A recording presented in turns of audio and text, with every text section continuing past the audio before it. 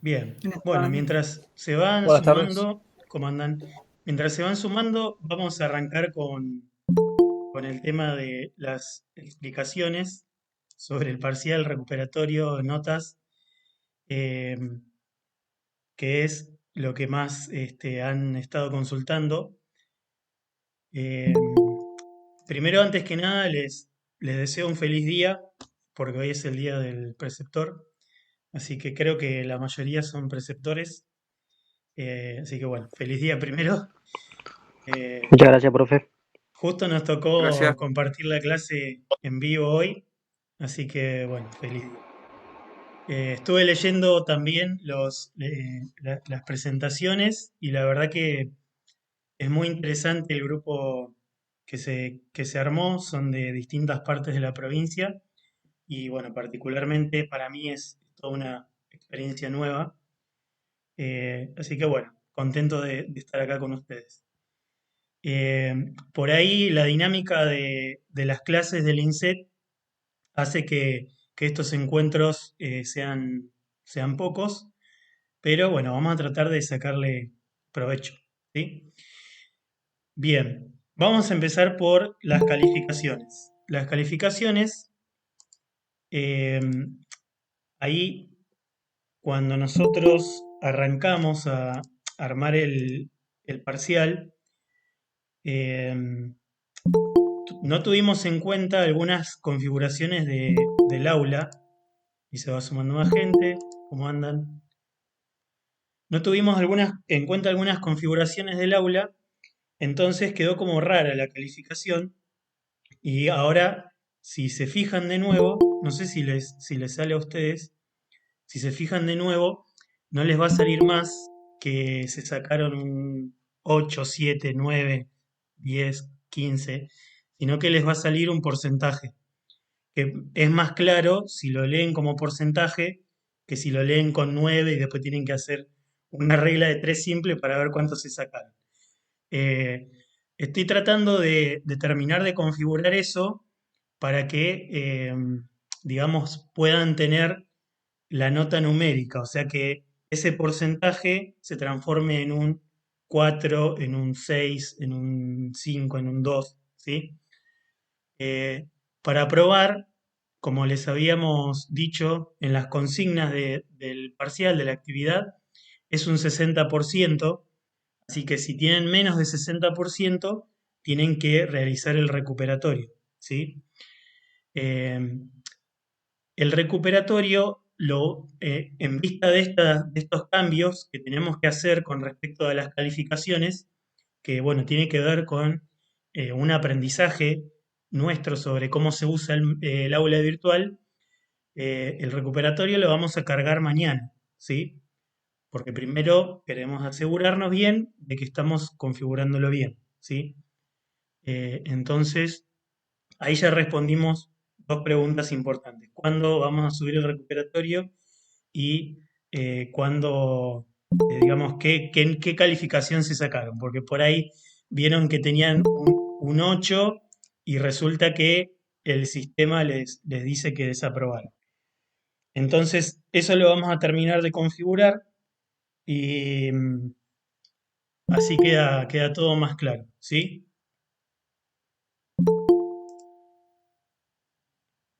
¿Se entendió eso? Bueno, el 88%, o sea, estás aprobado. Sí, sí es 88. A más de 60 para arriba, es aprobado. Ahora lo que tenemos que tratar de ver es cómo ese porcentaje se transforma en una nota. O sea, lo que les decía es Hola, que profe. esto, sí, Le hago una consulta, disculpe. sí, Eh, a mí me decía que yo, en el detalle que se había puesto de la aprobación del parcial, yo sí, entendí que 9 sobre 15 está aprobado. claro, Porque son 9, decía clarito que con 9 respuestas correctas yo había está aprobado el aprobado. parcial. Sí, Lo que pasa es que después, entre paréntesis, me dice 59%. Entonces, pero si es 9 correctas, supongo que está aprobado. No sé por qué me tira 59%. Debería ser 60, ¿no? puede ser que haya redondeado para me abajo. imagino. Puede ser que haya redondeado para arriba, digamos. Entonces, porque no todas, es medio complicado el tema. Las respuestas tienen como, si ustedes vieron, apaguemos los micrófonos, porfa, si no hay ruido. Si ustedes vieron, había preguntas que tenían más de una respuesta correcta, ¿no? Ustedes tenían que elegir más de una opción para que les dé como correcta. Pero si elegían una de tres, por ejemplo, no es que se las daba mal, se las daba como incorrecta, eh, sino que ese porcentaje de la opción que eligieron bien también se lo suma. Entonces yo me imagino que en ese caso habrá sumado el total, pero hizo un redondeo para arriba y por eso te da que tenés 9 respuestas correctas, pero un 50 y pico de respuestas correctas. O sea, pero 59. O sea, falta 1% para llegar a 60. No es claro, ni claro, por 55 eso, ni 56, es un exacto, 1%.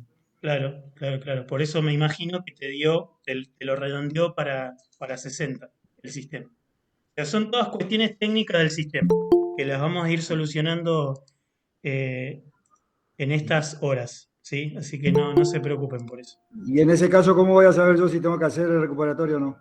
Porque te va a salir la calificación después. Si tenés 4, estás aprobado. Si tenés Eso va a menos de salir 4, en donde dice calificaciones. claro, exacto. Cuando Bien, lo terminemos de configurar, sí. bien, listo. La Hola, calificación chicos. sale cuando finalizás la... Disculpa, Leandro, que te interrumpa. Sí, Por ahí sí, dale. sería también oportuno, ya que hablamos del recuperatorio y bueno, y del parcial, explicarles que en el recuperatorio se nos sugirió que una vez que lo realicen no se van a encontrar con la nota ahí, sino una vez que el mismo finalice en su totalidad. Esa fue la sugerencia que tuvimos. ¿Te acordás, Leandro? Por ahí como para que Sí. no se desesperen, que no va a ser la misma dinámica de este primer parcial, ¿sí? Si no, su nota la van a encontrar recién cuando este termine, cuando finalice. Cuando finalice. Cuando terminen el recuperatorio, ahí les va a aparecer la nota. Sí, bueno, cuando hicimos el parcial este también aparecía la nota al final, después de todas las Claro, por respuestas. eso en realidad estaba mal configurado y tendría que haberles aparecido recién ayer la nota. Ah, está bien. A eso O se sea, la nota refería. esa que vos me decías ahora que va a aparecer en este momento para el recuperatorio va a aparecer automáticamente después que se termine Una el vez que recuperatorio. termine, a ver, les explico rápido cómo funciona el sistema.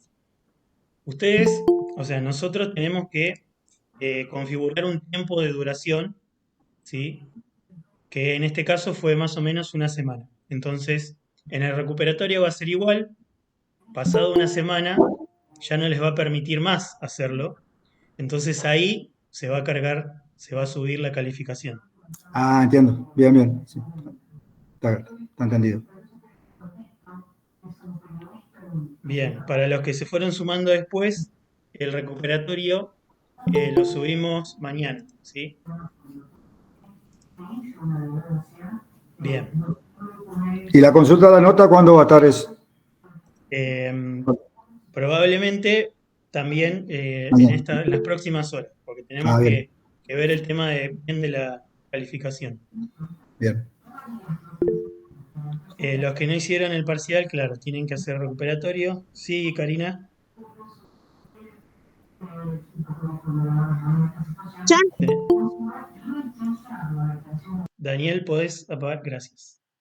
Sí, Karina. Hola, ¿me escuchan ustedes? Sí, sí, escuchamos bien. No sé si aprobé o no aprobé, pero por otro lado estoy manejando y como hace días que quiero entrar y por H por B no me abría la plataforma y justo estaba en el médico y bueno, y recién me abrió en el celular. Así que nada, estoy yendo a mi casa. Bueno, Eh, anda con cuidado, por favor, no vayas a chocar. no, está bien, necesitaría saber si tengo que hacer el recuperatorio o no. Eh, bueno, cualquier cosa después lo vemos con Cecilia, porque imagínense que acá somos 84 en total, sería medio engorroso tener que fijarme uno por uno, ¿sí? No, Pero está si te bien. sacaste más de 60%, aprobaste, ¿sí? Ujú. Bueno, Bien. gracias. Bueno, bueno, vamos a tratar de empezar porque tenemos poco tiempo y bueno, no nos esperábamos tantas preguntas. Están geniales igual las preguntas porque también a nosotros nos ayudan a ir revisando. Eh, Nosotros con Cecilia empezamos este año en el INSET, o sea, este cuatrimestre junto con ustedes prácticamente. eh, y si bien más o menos tenemos un conocimiento de cómo se usa la plataforma que ustedes usan para estudiar, digamos, estamos aprendiendo todavía, ¿no? Así que bueno, téngannos paciencia también. Eh, Bien, ahí se va sumando más gente. Les pido que apaguen los micrófonos, así no hay ruidos. Y vamos a arrancar. Les comento, no me acuerdo ya si lo dije, que esta clase va a estar grabada y la vamos a subir después para las consultas. Nos pidieron que las clases sincrónicas duren no más de 40 minutos, ¿sí? Así que vamos a tratar de aprovechar al máximo el tiempo que tenemos para seguir avanzando con la teoría, ¿sí? Que vamos a arrancar y voy a compartir pantalla. Ustedes me dirán si se ve. Se ve, así es. Bien, perfecto. Bueno, eh, avisos y recordatorios antes de empezar. Bueno, un poco era hablar del parcial y recuperatorio, esta parte.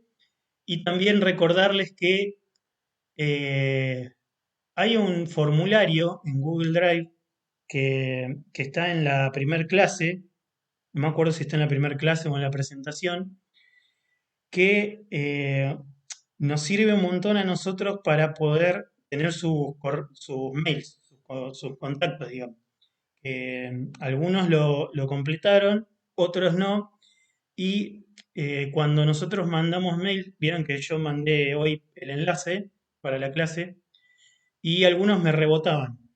Entonces, si no lo hicieron, si no completaron ese formulario que dice, creo que dice formulario para completar o formulario de contacto, algo así decía en el aula, les pido que lo completen. Así tenemos sus correos, más que nada, para poder avisarles cuando tengan clases y demás. A ver, esperen que ingresó alguien.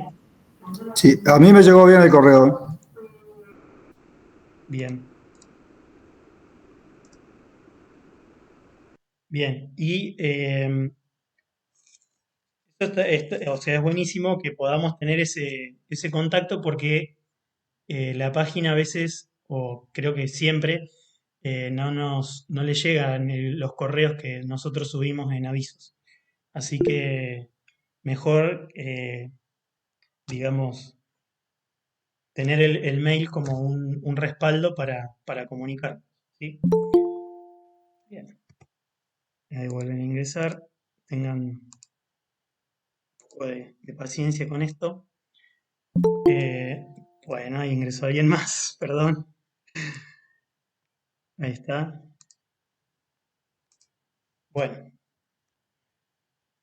bien. Y lo que queríamos hacer también un poco, muy rápidamente, es, para darle un sentido a la clase de hoy, es ver muy rápidamente qué es lo que vimos hasta ahora y entender cuál es el sentido de todo lo que fuimos viendo y entender cuál es el sentido de lo que vamos a ver hoy. Perdón que ingresó alguien más.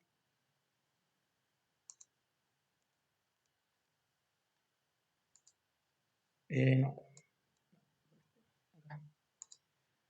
Bien, les pedimos, digamos, que traten de, en lo posible, ser puntuales, porque, bueno, así no ocurren estas cosas de que van ingresando y yo tengo que salir de la presentación para darles acceso. Sé que, bueno, trabajan y demás, pero ustedes saben que las clases están grabadas también, así que por ahí si se tienen que sumar tarde, es preferible que la clase la vean después. Ahí se sumó alguien más.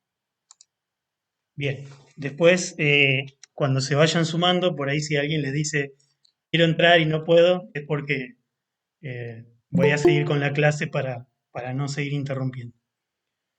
Bien, entonces, lo que fuimos haciendo desde el principio de la materia fue ir tratando de buscar conceptos que nos permitan entender las instituciones educativas, ¿sí? Entonces, por eso comenzamos a definir qué es una institución en general, ¿sí?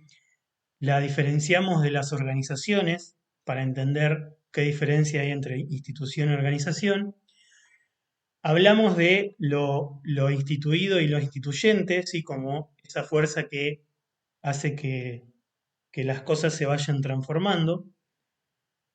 Luego continuamos hablando sobre los imaginarios institucionales, como esas representaciones que tenemos todos nosotros sobre las instituciones a las cuales participamos.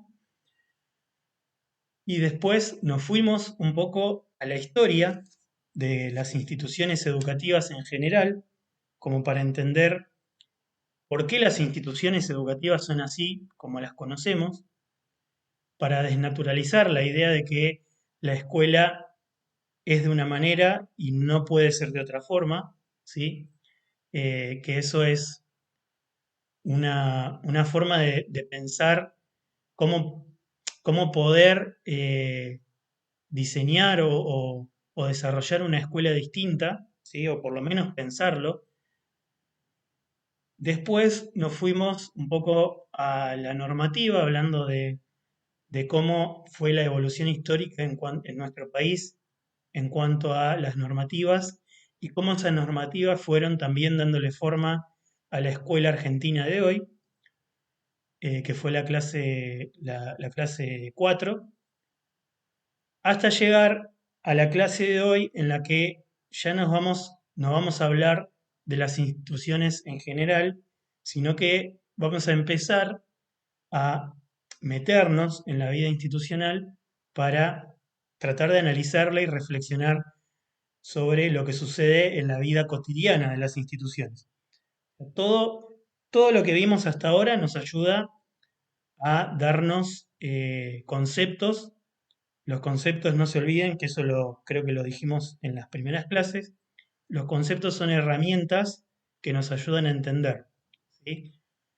Y los conceptos son conceptos teóricos que se van construyendo, que van construyendo los autores y que nosotros también vamos construyendo en nuestro día a día, y que a veces no paramos a pensar en esos conceptos que nosotros mismos construimos, gracias a nuestra práctica cotidiana.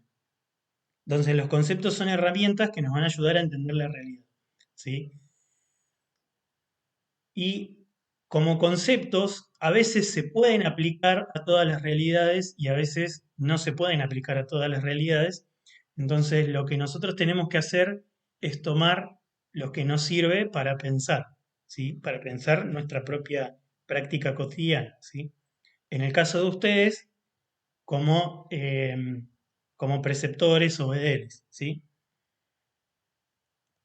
Bien, y por esa razón, nosotros, como les decía, nosotros todos, digamos, todos los que participamos de la vida escolar, tenemos un saber construido desde lo cotidiano, ¿sí? Que tiene que ver con nuestra experiencia. Algunos autores lo denominan como saberes pragmáticos, es decir, aquellos saberes que nosotros construimos gracias a la praxis, a la práctica, y que no aprendemos de un libro o de una teoría, sino que son saberes que, por ejemplo, no sé, tomar asistencia y hacer los porcentajes de asistencia o de inasistencia de los alumnos. Eso seguramente, que ustedes son preceptores, son los que trabajan con esos números, lo habrán ido aprendiendo con la práctica, ¿no? O sea, no estudiaron para aprender cómo tomar asistencia, sino que ese saber que tienen sobre cómo tomar asistencia, lo aprendieron por hacerlo. Entonces, ese es un ejemplo nada más, ¿no? De estos saberes construidos en lo cotidiano. Entonces, lo que sucede con estos saberes, que un poco también lo hablábamos una de las primeras clases, van constituyendo un sentido común, ¿sí? Como ideas que nos vamos construyendo en, en nuestro imaginario y que eso va a hacer que, o sea, ese imaginario va a modificar cómo nosotros percibimos la institución y cómo nosotros actuamos en la institución, ¿sí? El problema es que muy pocas veces nosotros nos tomamos un tiempo para decir, bueno, a ver, ¿por qué yo tengo esta idea de cómo debe ser la escuela? ¿Por qué para mí, o sea, por qué es más importante que el alumno, no digo que sea así, esto es un ejemplo nada más, ¿por qué es más importante que el alumno tenga un 70% de asistencia y que si no tiene ese 70% de asistencia queda libre a que ese alumno pueda dar cuenta de lo que sabe, ¿no? O sea, que un poco lo vamos a retomar después cuando hablemos de las dimensiones. No sé si se entendió la idea. O sea, ¿por qué a veces privilegiamos los números por sobre lo que los alumnos pueden saber o no saber? Los números en cuanto a asistencia, por ejemplo. No pensé muy bien el ejemplo, así que perdón si no se entiende. Sí, se entiende, profe. Habla usted más a veces sí privilegia mucho lo cuanti y no tanto lo cualitativo, digamos. Claro, o sea, porque a veces se privilegia más lo administrativo que lo pedagógico, digamos, sería. Lo burocrático por sobre lo pedagógico y didáctico. Y uno, como existe en el mundo, va con lo cotidiano y, digamos, tiene que trabajar todos los días, levantarse temprano, llegar tarde a la casa, qué sé yo, eh, difícilmente se ponga a pensar, che, pero ¿por qué lo administrativo tiene que ser más importante que lo pedagógico? ¿No? Como un ejemplo. Entonces, lo que vamos a tratar de hacer es buscar conceptos y herramientas, como les decía, para poder reflexionar acerca de esto. Y ustedes tal vez cuando yo les voy hablando, eh, van a ir imaginándose cosas de sus instituciones donde trabajan y van a decir, ah, sí, lo puedo relacionar con esto, podemos pensar esto, puedo... eh, ah, sí, ayer me pasó algo similar a lo que está diciendo el profe. Bueno, justamente esa es la tarea que pretendemos que ustedes hagan, que puedan pensar, aunque sea un tiempo mínimo, sobre lo que sucede y puedan analizarlo en función de los conceptos que nosotros les vamos ofreciendo. En mi caso, por ejemplo, disculpe, en mi Sí, caso, por ejemplo, estudio mucho los conceptos de cultura institucional, porque yo trabajo en una institución de gestión privada y también trabajo en instituciones públicas, y veo la diferencia que hay de cómo cuál es el manejo, digamos, en cada sí. una. Claro, bueno, el concepto de cultura institucional es muy interesante porque eh, nosotros formamos parte de una institución y de alguna forma la institución también nos forma a nosotros, ¿sí? O sea, yo como docente soy parte del INSET y la cultura institucional que tiene el INSET no es la misma que, por ejemplo, la que tiene el IPES, que es otra institución donde yo trabajo. Y yo también, digamos, me voy impregnando de esa cultura institucional y voy a actuar de forma distinta en el INSET que en el IPES, por ejemplo, en el IPES Río Gallegos. Y es muy interesante ver y analizar, bueno, justamente la cultura institucional es una herramienta, un concepto que que nos sirve para reflexionar, pero no caigan en la trampa de creer que esta institución del trabajo es familiar, esta institución es burocrática. No, sino que son conceptos que nos sirven para pensar y para mejorar la práctica, ¿no? Eh, y como actores institucionales podemos también dar nuestra impronta y realizar cambios sobre la cultura institucional. A veces creemos, no, yo como docente que voy a hacer soy uno, no puedo hacer nada, estoy limitado, pero en realidad, si nosotros, ahí se va sumando más gente, si nosotros entendemos que como actores institucionales tenemos la posibilidad de cambiar la realidad de nuestra institución, eh, digamos, vamos a poder hacerlo. Si primero entendemos cómo funciona la institución y después si entendemos que somos actores de la institución, que nos impregnamos de la cultura institucional y también vamos formándola a su vez, porque no es algo unidireccional, que la cultura ya existe. Por eso eh, había un videíto que les dimos, que las culturas también se van transformando, hay transformaciones. Nosotros también podemos ser agentes de cambio en nuestras instituciones. A veces, bueno, la energía que gastamos en llenar papeles eh, hace que no tengamos tiempo para reflexionar y para proponer cambios, pero bueno, está bueno para tenerlo en cuenta. Bueno, no quiero, no quiero seguir ahondando en esto, si podemos avanzar. Bien. Entonces, lo que vamos a hacer en esta clase o en lo que nos queda, porque ya vamos media hora, vamos no vamos a hacer 40 minutos, sino que vamos a hacer un poquito más, por lo menos hasta las 8 seguramente, 8 menos 10, es hablar de algunos conceptos que también, además de lo que es cultura institucional y los tres tipos de cultura institucional, nos van a ayudar a analizar eh, justamente la dinámica institucional, la dinámica del día a día, de lo cotidiano. Y para eso nosotros eh, vamos a pensar en elementos de la institución que nos permitan pensarla a la institución. O sea, ¿cómo nosotros hacemos para analizar algo tan complejo como una institución donde intervienen muchos factores, alumnos, directivos, intereses, luchas de poder, ¿sí? Después, más adelante, vamos a retomar el tema de la lucha de poder, que es muy interesante. Eh, Siempre que hay institución, hay lucha de poder, ¿sí? Eso es como una ley prácticamente. Siempre que hay una institución, va a haber conflictos por ver quién ejerce dominación sobre un grupo, ¿sí?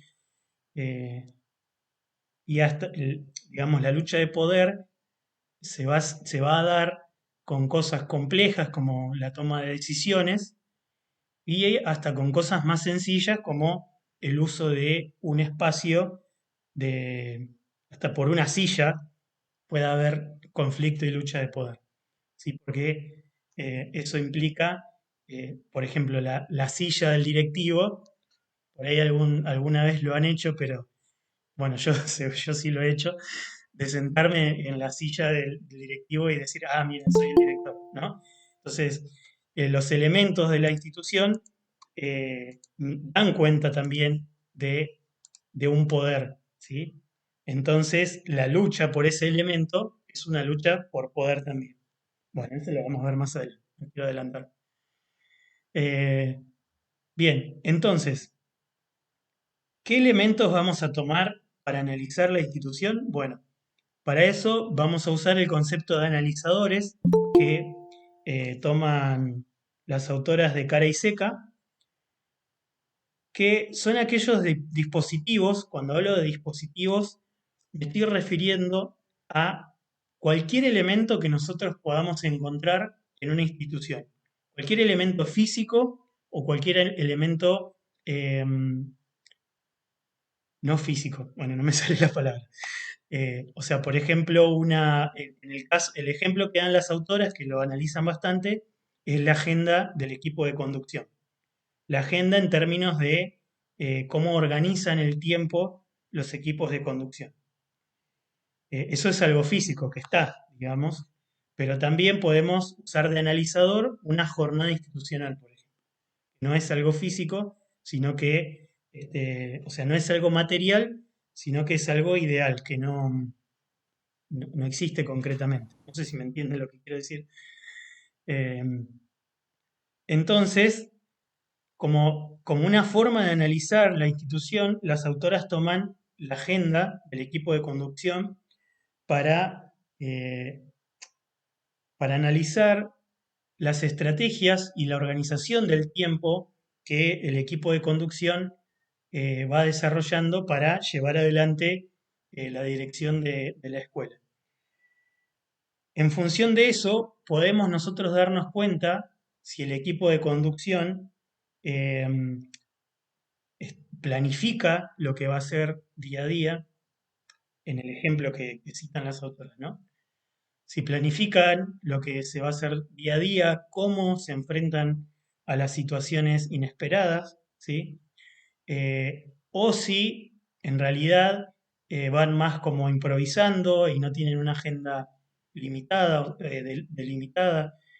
Eh, los tiempos no están organizados, sino que eh, bueno, van ahí como medio a los ponchazos, conduciendo la dirección. Entonces, eso nos puede dar cuenta de cómo es esa institución. O sea, el equipo de gestión es muy importante, analizar el equipo de gestión es muy importante para entender también la cultura institucional.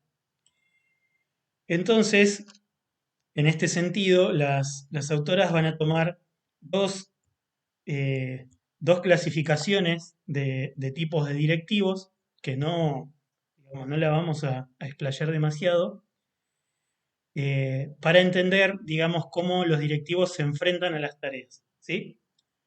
Entonces, esta primera clasificación habla sobre directivos que son adictos al trabajo, ¿sí? Es decir, que eh, prácticamente todo tienen organizado y no dan demasiado lugar a la novedad, ¿sí? Burros de carga, que son aquellos que no saben delegar tareas. Expertos en eficiencia son aquellos que eh, tienen milimétricamente calculado todo lo que se hace en la escuela. Aquellos indecisos que por ahí voy diciendo las categorías y van a decir, ah, sí, este es como el de la escuela tanto. Indecisos son aquellos que no llegan nunca a tomar una decisión sobre qué hacer en una situación determinada y están todo el tiempo consultando al resto, bueno, ¿qué hago acá? ¿Qué hacemos? ¿Sí? Vuelvo a repetir, estos son conceptos, no quiere decir que las personas se comporten de esta forma en las escuelas. A veces un directivo puede ser un burro de carga y a la semana siguiente es un experto en eficiencia. Entonces, eh, son conceptos solamente para pensar y analizar, no se olviden de eso. Los gerentes de crisis son aquellos que están todo el tiempo, lo voy a decir con palabras muy académicas, están todo el tiempo tapando baches, ¿sí? De las cosas que van pasando en la realidad institucional, y eso tiene que ver con una falta de planificación, una falta de organización de la agenda, y los sociables son aquellos que se la pasan socializando y, digamos, la agenda prácticamente no existe en ese caso. Y después hay otra concepción que también nos puede ayudar, digamos, no son excluyentes, son dos formas de pensar al equipo directivo en función a cómo organizan la agenda.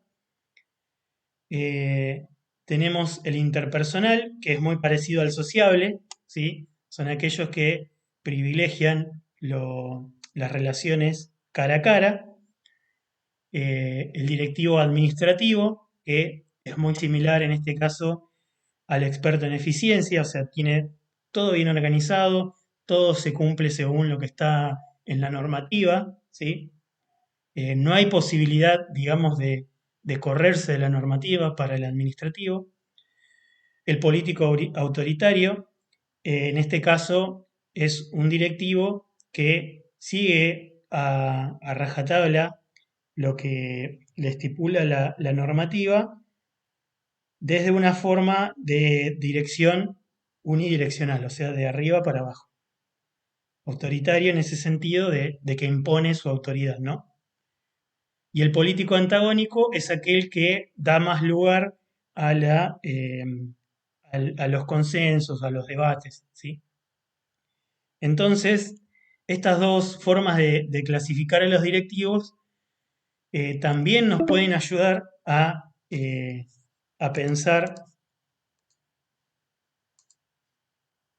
cómo es la cultura institucional de una institución, ¿sí? Fíjense que Fíjense que si ustedes vieron la clase de cultura institucional, van a ver que hay como muchas similitudes en las culturas institucionales y estos estilos de dirección. Entonces, aquel directivo es, que privilegia lo administrativo sobre lo pedagógico va a ser una escuela más del tipo burocrática o de cuestión de papeles, ¿sí? Aquel directivo que es más tirando al estilo interpersonal eh, va a ser una escuela más del tipo familiar, ¿no es cierto? El político antagónico va a ser más, la institución va a ser más vinculada a una cuestión de concertación. Entonces, fíjense cómo el, el estilo o el tipo de directivo también es muy importante para configurar la cultura institucional. Y esto lo digo sabiendo que el directivo, según el estilo del directivo, la forma institucional o digamos, cómo se desarrolla la institución, o sea, de acuerdo al directivo, la institución va a ser de una manera o de otra. Y esto ustedes lo saben muy bien, sobre todo si trabajan en más de una institución.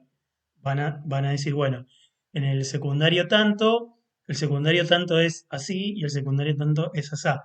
Porque en el secundario tanto está fulano de director y en el secundario tanto está fulana de rectora. Entonces, esto nos ayuda a entender por qué sucede eso, por qué cambia tanto la institución de acuerdo a quién la dirige, ¿sí? A ver, había una mano levantada ya que vine para acá. Hola, sí. De vuelta yo. Ya Sí. llegué. ¿Qué quiere decir? Perdón, no tiene nada que ver una cosa con la otra. 55 sobre 100. Eh, estás desaprobada, tenés que hacer el recuperatorio, ¿sí? Bueno, dele, Bien. gracias. Eh, bien, espero que eso haya quedado más o menos claro. O Es que sea, yo venía en camino, no lo escuché por eso. Perdón. no hay problema. Eh, Entonces, el estilo del directivo va a configurar, o sea, va a aportar mucho a la cultura institucional de cada escuela. Obviamente, el tipo de directivo y el estilo de directivo no lo es todo, porque hay otros factores que inciden en la cultura institucional. Entonces, para seguir pensando cómo analizar las instituciones educativas y las instituciones en general también, eh, las autoras van a incorporar el concepto de dimensiones, entendiendo, o sea, las dimensiones del campo institucional.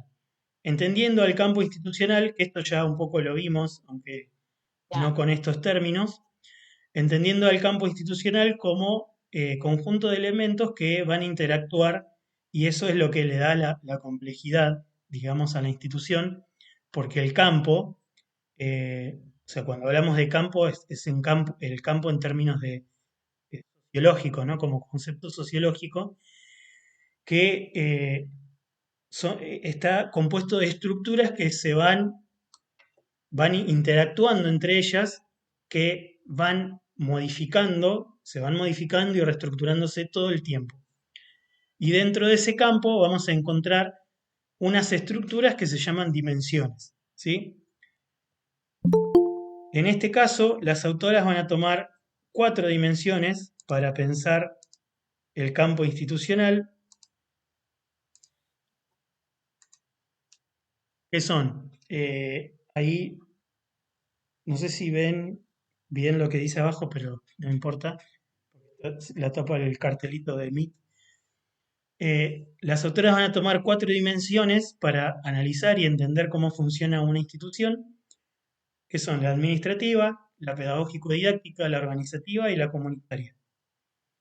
Estas 4 dimensiones las vamos a introducir en esta clase, pero en la clase siguiente las vamos a profundizar un poco más, porque es bastante amplio. O sea, prácticamente la mitad del libro de Cara y Seca habla sobre esto. Así que esto es una introducción nada más.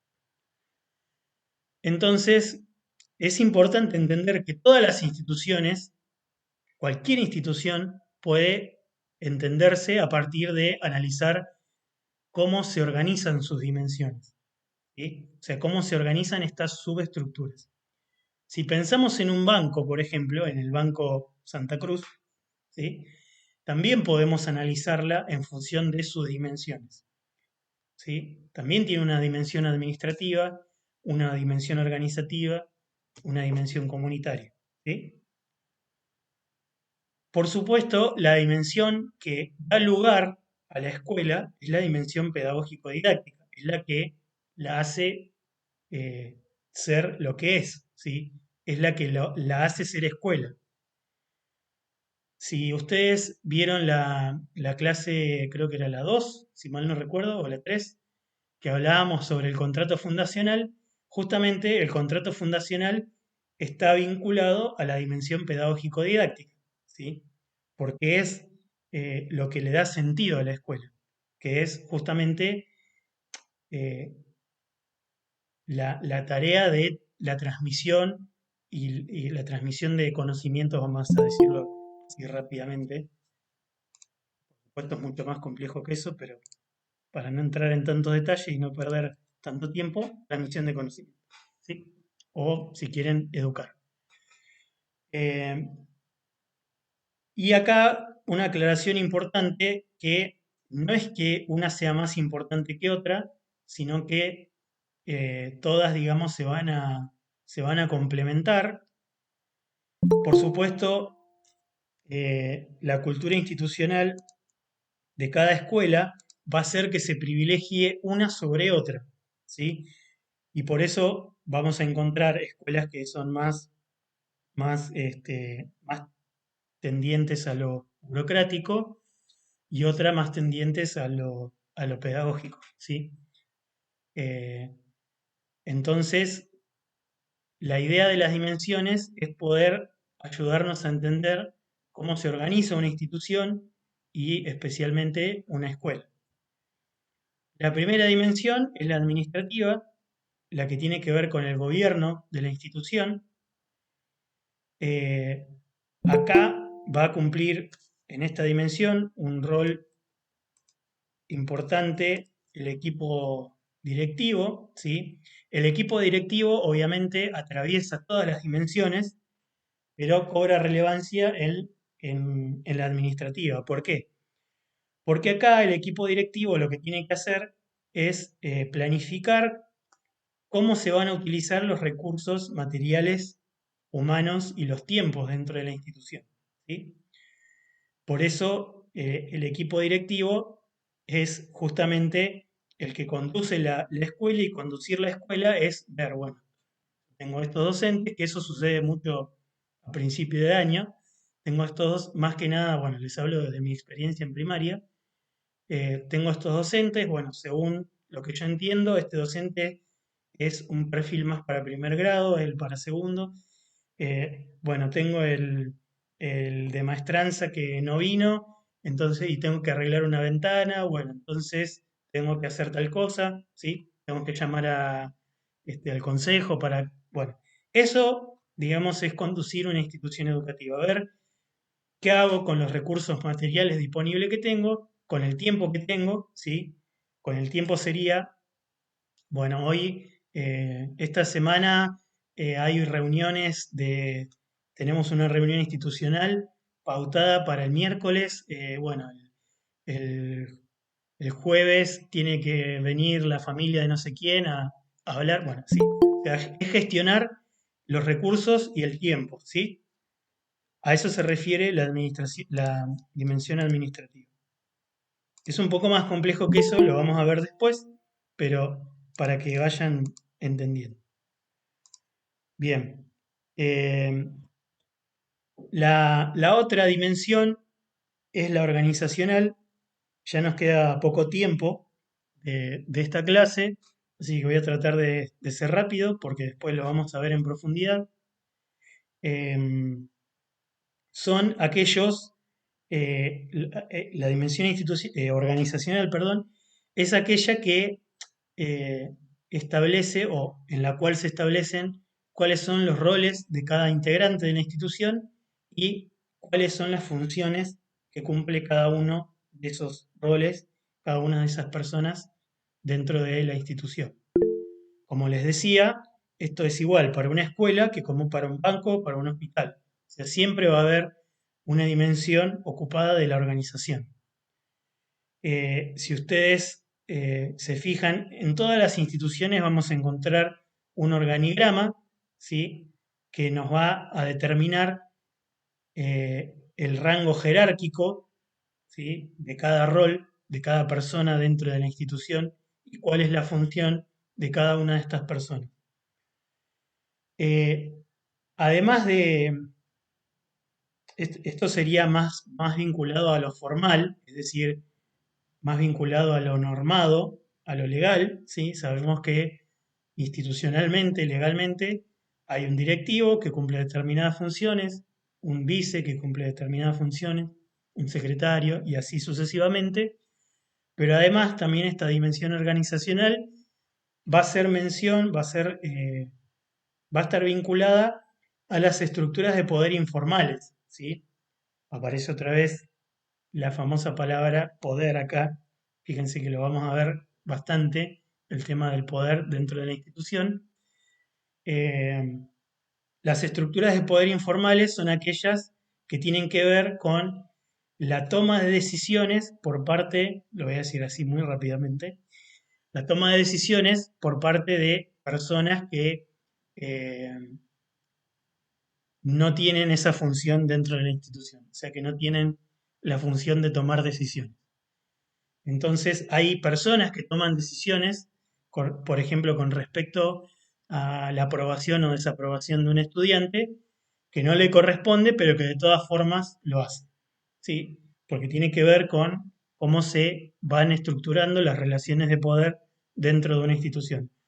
O, por ejemplo, eh, las decisiones que tal vez toma una persona de maestranza que no le corresponden.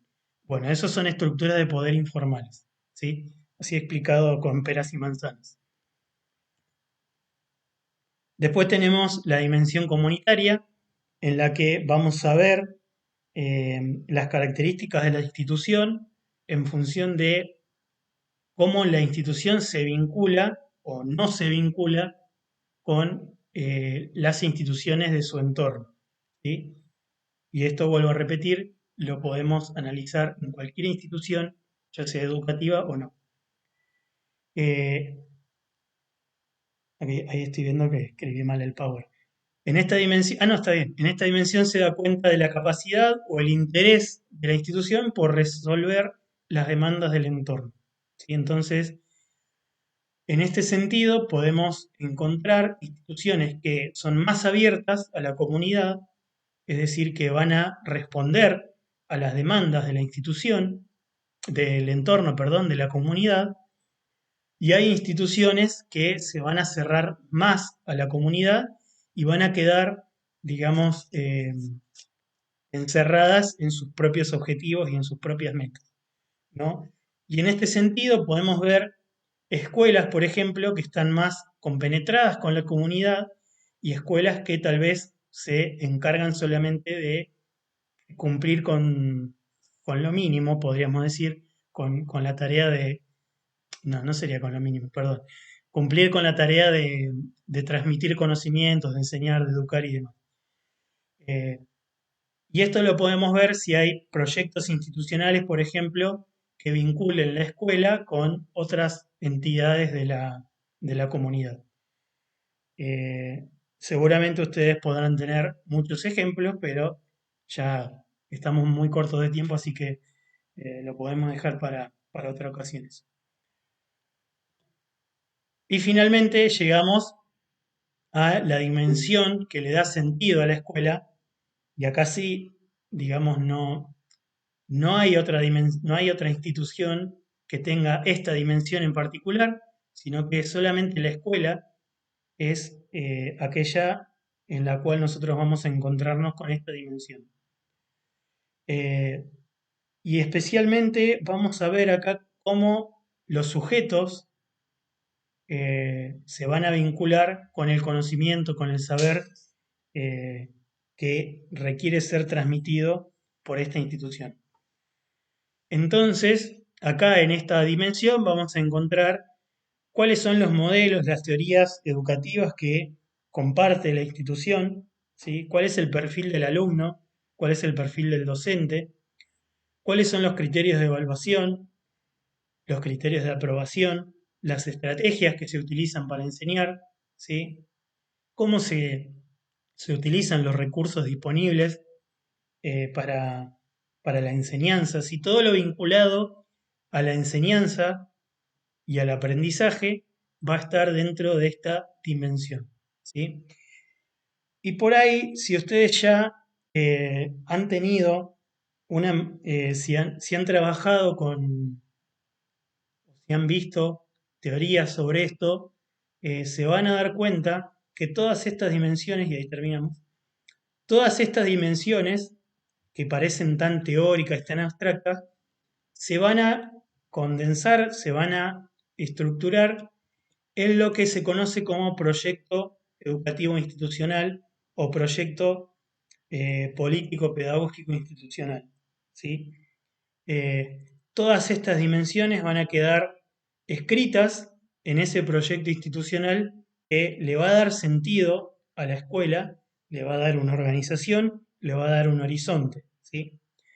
Entonces, si nosotros queremos ver puntualmente cómo es una institución educativa, tenemos que ver cómo fue pensado ese proyecto educativo institucional. Me di cuenta, bueno, menos mal que estoy grabando. Recién me acabo de dar cuenta que se cortó la charla ya. Pero bueno, sigo grabando para los que van a ver la clase grabada. Eh,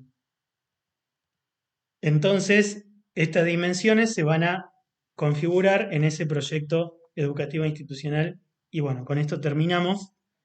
Eh, Nos veremos la clase que viene y bueno, estén atentos al mail y a la plataforma. Saludos.